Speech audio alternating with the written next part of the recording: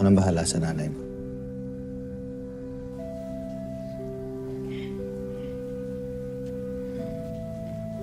Uy, ka muna gumalaw. Ano, kamusta?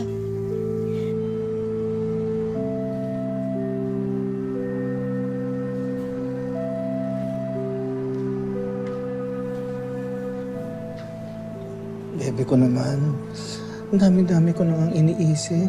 Sasama ka pa ba? Ano bang problema? Anak mo. Bebe ko, hindi ba dapat matuwa ka? Kasi magkaibigan na si Jenny at Megan. Mas makakatulong yun sa pangarap niya kasi isa lang naman ang grupo nila.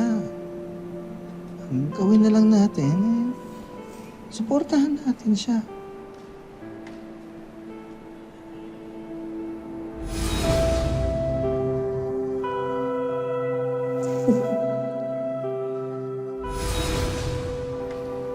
Alam ko naman na hindi ko mapipigilan ang gusto niya.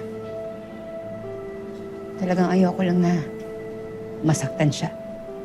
Tulad ng nangyari sa akin. Minchi, iba si Jenny sa'yo. Magkaiba kayo. Parang si Megan, iba rin kay Dara. Hindi naman ibig sabihin nun na porket may nangyari sa inyo ni Dara, eh gagawin din ni Megan yun sa anak natin.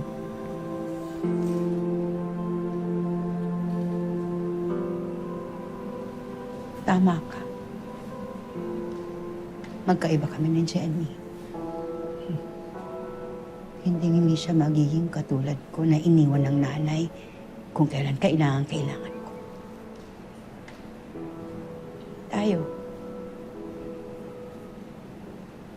Nandito tayo para kay Jenny. Susuportahan natin siya, poprotektahan natin siya sa lahat ng gustong manakit sa kanya.